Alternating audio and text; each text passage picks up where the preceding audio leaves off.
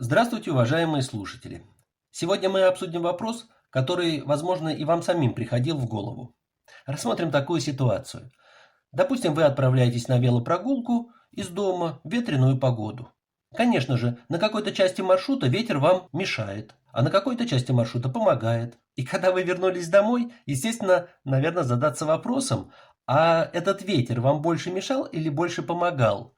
Увеличил вашу среднюю скорость или уменьшил? Увеличил время прохождения маршрута или наоборот уменьшил? Похожую задачу мы все решали в школе. Давайте ее вспомним. Итак, пусть мы имеем пристань на реке, скорость течения реки v от t и лодку, которая отправляется от пристани, поднимается s километров против течения, а потом возвращается обратно на пристань. Собственная скорость лодки, допустим, v километров в час. И вопрос такой, чему равняется время такого вот путешествия? И, конечно, нам особенно интересен такой вопрос. Больше или меньше это время такого же путешествия, но по озеру? Эта задача решается очень легко. Вот время движения против течения, время движения по течению.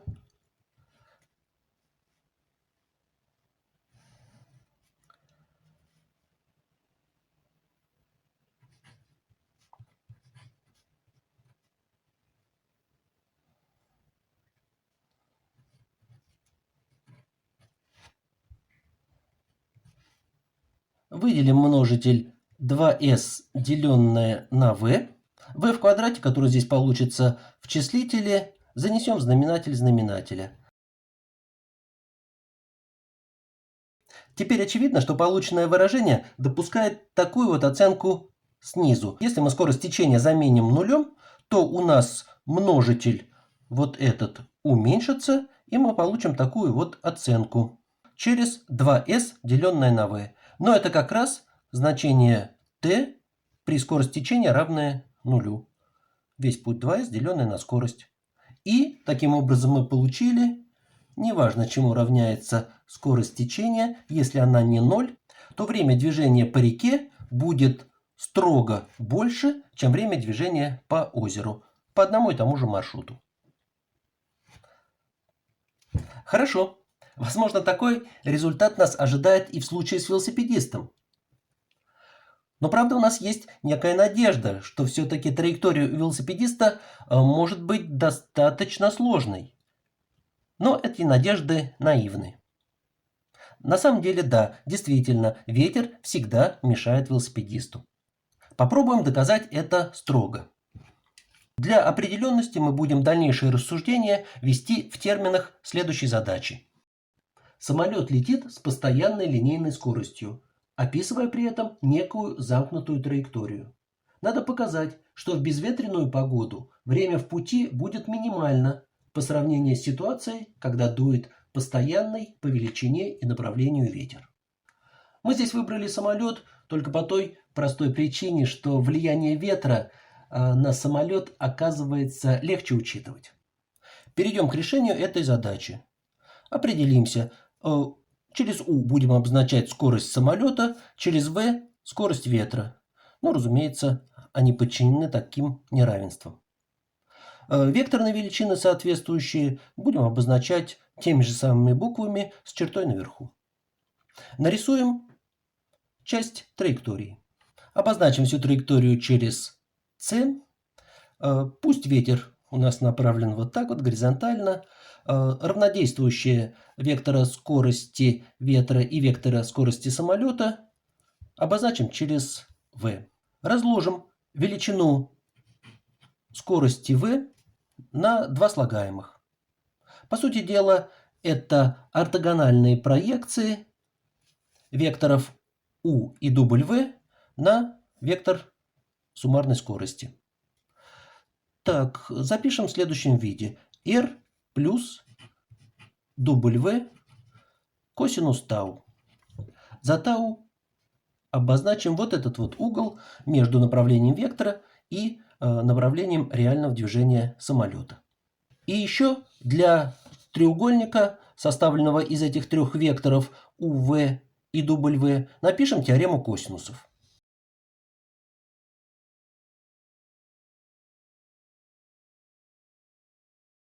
И подставим в это равенство разложение для величины v.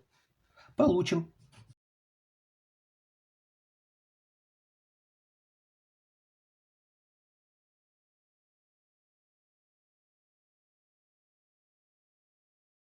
И теперь мы видим, что какие-то слагаемые сокращаются, а какие-то слагаемые складываются и в силу основного тригонометрического тождества дают нам такую сумму. v в квадрате, синус в квадрате тау, плюс r в квадрате. Вот такое следствие. Однако нам здесь интересно выражение для r, поэтому мы это следствие запишем вот в таком виде. r равняется корень квадратный u в квадрате минус w в квадрате синус в квадрате тау. Давайте продолжим. Как написать выражение для времени облета траектории c? Наверное, у нас здесь нет другого варианта, как это выражение записать через криволинейный интеграл первого рода. Элемент дуги делить на значение скорости. Скорости v, реальной скорости. Давайте преобразуем этот интеграл. На первом шаге просто-напросто вместо скорости v подставив написанное выражение. Далее сделаем вот что. Умножим и числитель, и знаменатель на выражение, сопряженное к знаменателю.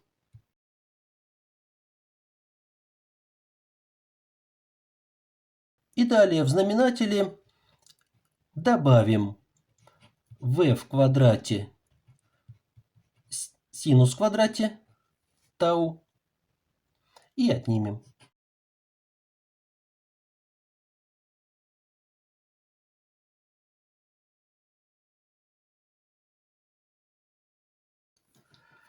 Получим такой интеграл. Конечно, мы привыкли и очень даже стремимся к такой ситуации, когда мы, так скажем, понимаем физический смысл проделываемых математических выкладок. Но не всегда это возможно. Иногда приходится следовать какой-то математической логике, скорее, нежели физической. Так вот, прокомментировать как-то вот эти действия с физической точки зрения мы не можем, но логика математическая здесь все-таки присутствует. А именно, как и в примере с рекой, нам нужно этот интеграл, дающий нам время, оценить похожим интегралом при v равное нулю, который бы давал нам скорость облета в штиль. В этом и есть как бы основная логика, которой мы следуем. Давайте, однако, дальше преобразуем этот интеграл, разбив его на сумму двух. Получается такая разность. Здесь, конечно, мы понимаем, что W, U – это скалярные величины, константы. Их, по идее, можно выносить за знак интеграла, но не всегда это нужно.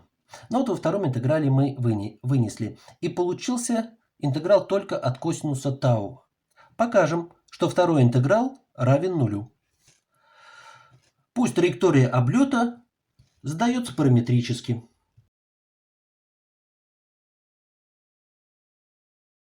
Элемент длины дуги ds имеет известное представление, корень квадратный из суммы квадратов производных φ и ψ. Давайте отметим, чему равняется косинус тау. Косинус тау можно вычислить, например, также через тангенс тау, который равен отношению производных. Да, это фактически производная y по x. Ψ' деленное на φ'. Тогда по тригонометрическим формулам можно просто восстановить, что косинус тау равен φ' деленное на корень квадратный φ' в квадрате плюс ψ' в квадрате. И получим.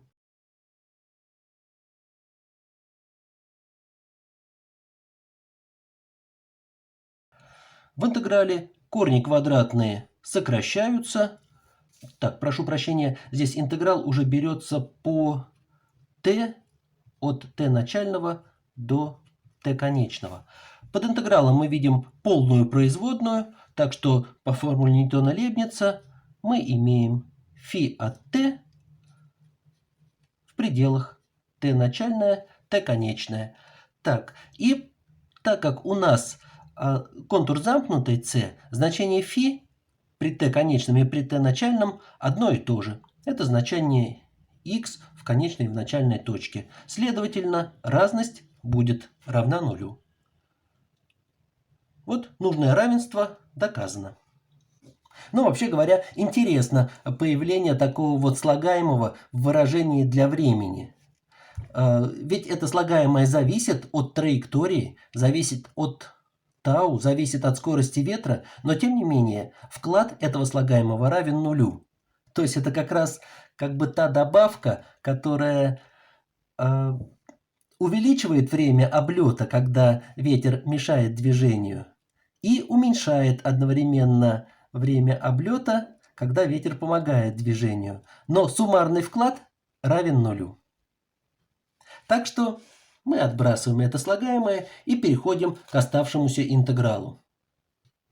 Давайте вернемся к выражению для r через корень квадратный. И вот для этого интеграла мы уже можем провести оценку, о которой мы говорили выше. Вот, например, первый шаг. Мы можем заменить синус в квадрате тау на его максимальное значение, на единицу.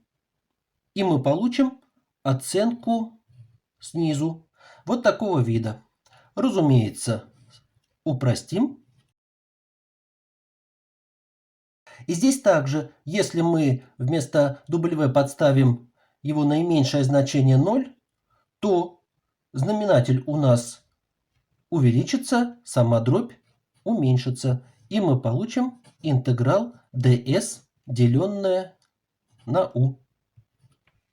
Но это и есть время облета при нулевом ветре.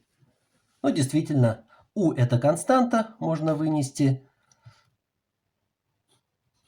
А интеграл по контуру от элемента дуги, от ds, это и будет длина всего маршрута. Прекрасно. Вот мы и доказали нужное нам утверждение, что при ненулевом ветре время облета строго больше, чем время облета в полный штиль. Хорошо, на этом я прощаюсь с вами. До свидания. Молодцы.